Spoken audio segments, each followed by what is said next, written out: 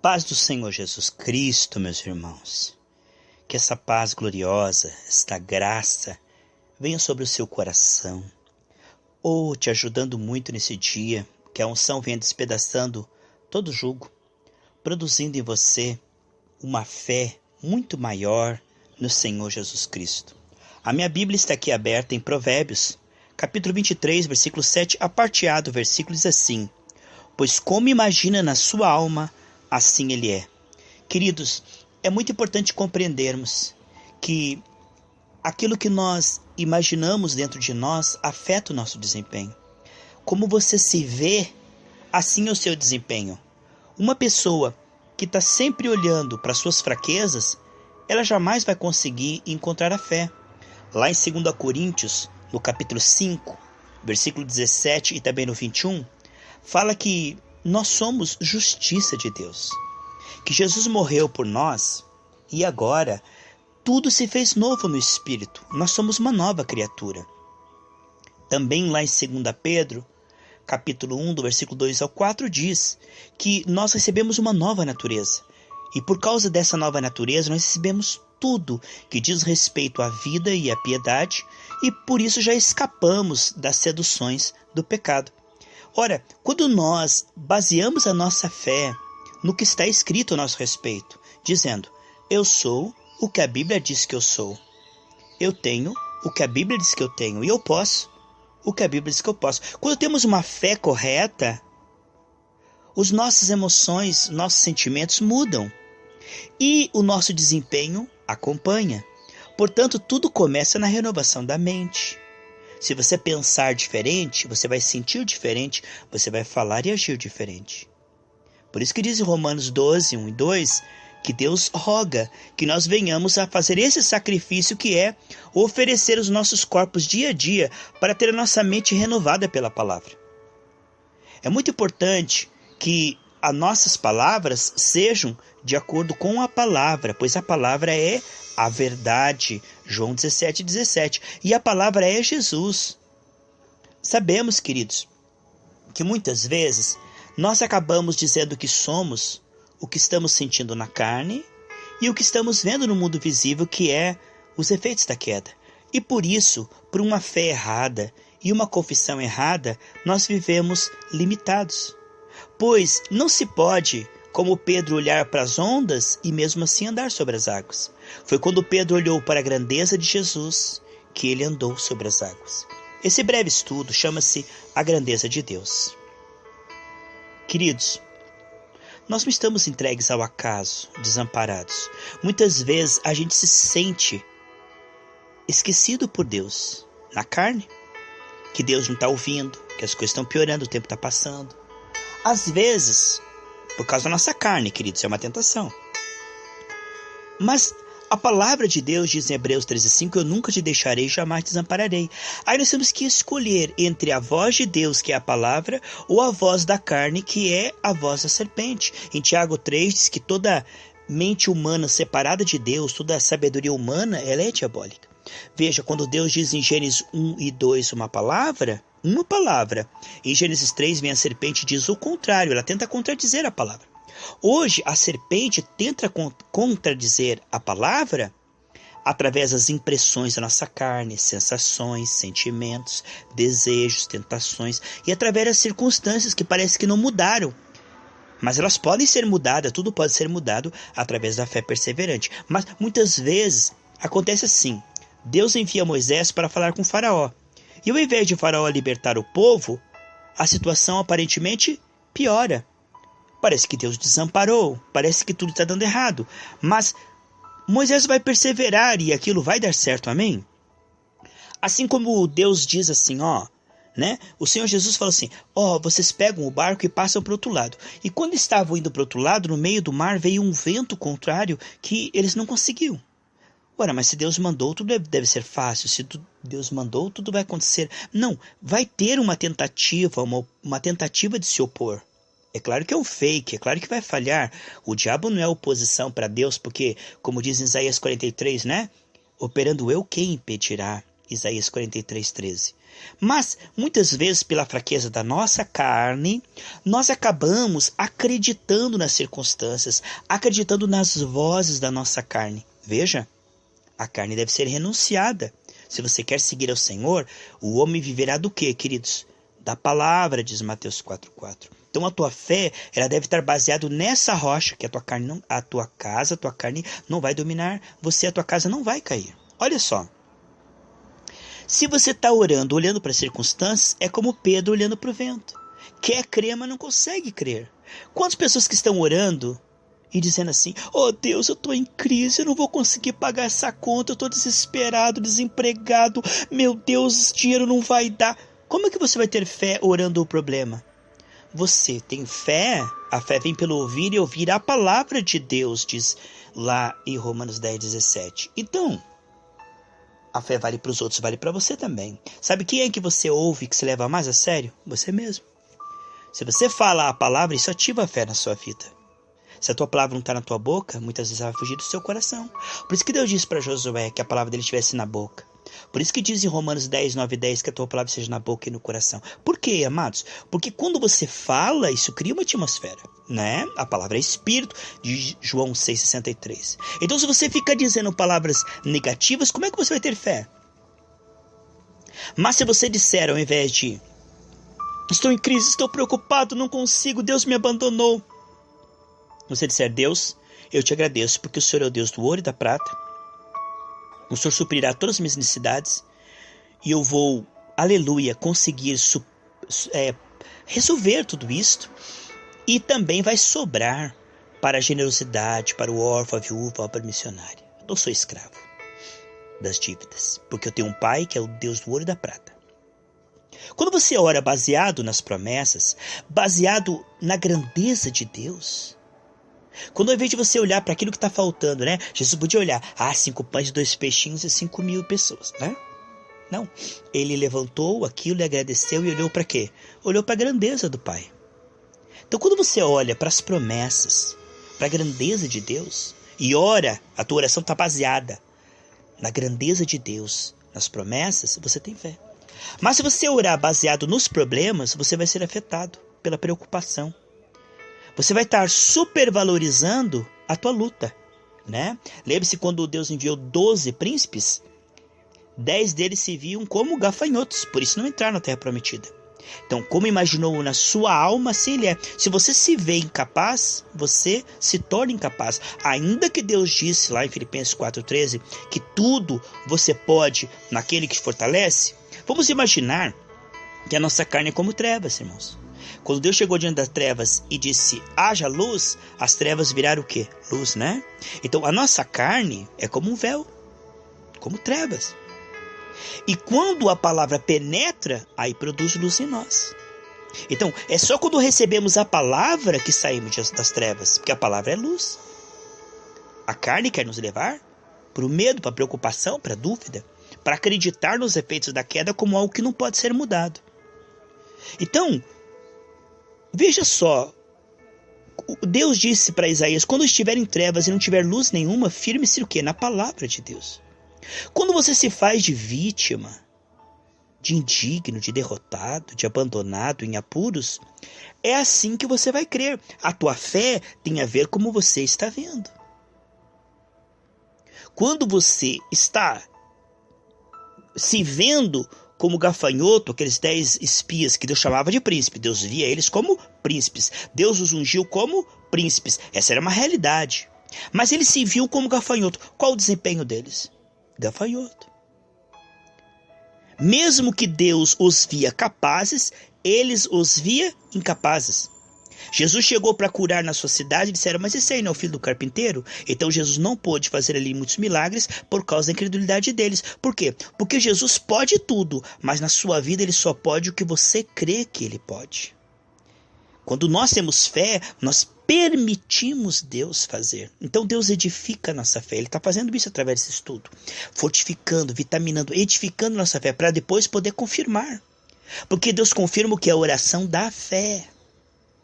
E a oração da fé vem disso, da comunhão com Deus, com a palavra, com os irmãos cheios do Espírito Santo. Assim é que a fé brota.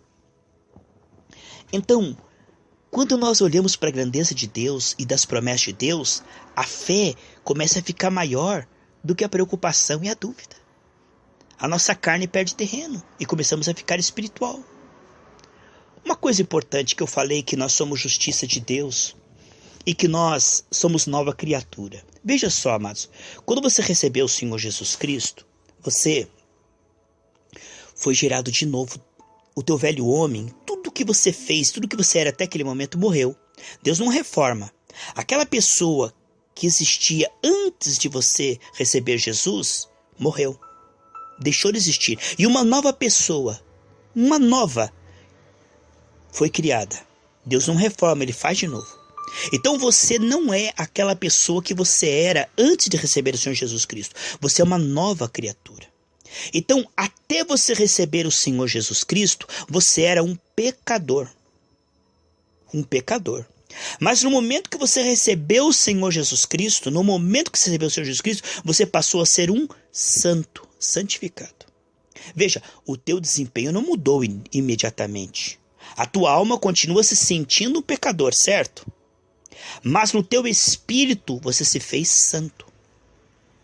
E quando você crê, como imagina na sua alma se ele é, quando você se vê um santo lutando ainda contra o pecado, porque nós não recebemos um corpo glorificado, então no céu nós seremos livres da presença do pecado. Aqui hoje nós somos livres do domínio do pecado, nós somos tentados ainda na nossa carne. A nossa carne continua gostando do pecado, embora nosso novo ser, que somos espírito, nós odiamos o pecado. Mas ainda somos tentados. Só que algo aconteceu. O seu espírito foi recriado, você é uma nova criatura. A única vez que Paulo diz que nós somos pecadores, ele está escrevendo ali em Romanos capítulo 1, ele diz assim, não há um justo sequer. Ele está começando a sua doutrina. Então ele está começando a escrever a doutrina. Então no capítulo 1, ele diz que não há nenhum justo sequer. Mas depois ali, que ele começa a escrever de Romanos 2 até o fim da Bíblia, ele chama nós de justos. Porque depois que você recebe o Senhor Jesus Cristo, você é justificado. Você é declarado por Deus sem culpa e santificado. Você é declarado e depois ele vai mudando o seu desempenho. Então Deus chama de santo aqueles que ele ainda está santificando. Eu quero dizer para você a grande diferença. Olha, preste bem atenção. A grande diferença entre você se ver como um pecador, escravo do pecado. Se você diz assim, eu sou um pecador, preste atenção. Pecador é escravo do pecado. E pecador, todos eles vão para o inferno. A Bíblia diz que Deus não ouve oração de pecador. Pastor, mas eu peco. Sim, você peca, mas você não é mais um pecador. Você é um santo que está pecando cada vez menos. O fato de você pecar não te faz um pecador, porque você em Cristo é santo. Veja só. Paulo escreveu para a igreja de Corinto, que tinha muitos problemas de relacionamento, um povo carnal ainda. Deus escreveu as cartas para Filipenses, Efésios. E se você for ler ali, todas as cartas começam assim, ó, aos santos. Ele não escreve assim, aos pecadores da Galácia. Por quê? Porque como a gente se vê, isso afeta o nosso desempenho. Se você se ver como um santo em Cristo, né, amados? Em Cristo. Lutando contra o pecado, você fica forte. Porque você diz assim, ó, eu estou lutando contra o pecado, mas eu sou maior que o pecado, eu sou santificado. Se você se vê como um santo e disser, eu sou um santo, em Cristo eu sou santo, e se vê como santo e falar como santo, você vence o pecado. Às vezes você pecará, mas o sangue de Jesus te purifica de todo pecado, como diz lá em 1 João capítulo 1, do 7 ao 9, e também 1 João capítulo 2, versículo 1, lá no final da Bíblia fala que o Senhor purifica os nossos pecados involuntários. Não é porque você é santo que você nunca peca. Santo não quer dizer que não peca. Santo quer dizer que foi mudado na sua essência interior, não tem prazer no pecado, não esconde pecado, não permanece no pecado, confessa e luta contra o pecado. Este é o santo. Lá no céu, nós não teremos mais tentação e nem pecado mais. Sabe, pode parecer um mero detalhe. Tem gente que diz assim, ó, eu sou apenas um pecador lavado no sangue de Jesus. Preste atenção. Pecador lavado no sangue de Jesus não existe. Porque ou ele é pecador, ou ele é lavado no sangue de Jesus. Ele era pecador até que ele foi lavado no sangue de Jesus. Quem que é maior, o pecado ou o sangue de Jesus? Quem é maior? É o sangue, não é? E o sangue nos limpa de todo o pecado. Antigamente o sangue na tampa do propiciatório só cobria, o sangue de animais só cobria. Mas Jesus é o Cordeiro de Deus que tira. E quando ele tira, não fica nada. O sangue de Jesus é maior que todo pecado confessado. O sangue de Jesus apaga, é como se a pessoa nunca tivesse pecado. O sangue de Jesus é maior que todo o pecado do mundo. Então, quando uma pessoa ela vê o sangue de Jesus, a graça maior que o seu pecado, ela vence o pecado. Por quê? Porque ela diz, eu tenho a graça, eu tenho a presença, eu sou santificado, eu venço o pecado. Tá vendo? Olha como a teologia correta gera um desempenho correto. Se ela ver que ela é santificada e que ela é justificada, e que o sangue de Jesus a purificou, e ela se vê pura, ela vence o pecado. Mas ela diz, eu sou um pobre pecador lavado no sangue de Jesus. Peraí, então o sangue te lavou e você continuou pecador? Então o sangue não te purificou. O sangue de Jesus te lavou e você é um pobre pecador? Então o que foi que o sangue de Jesus fez? Não fez nada.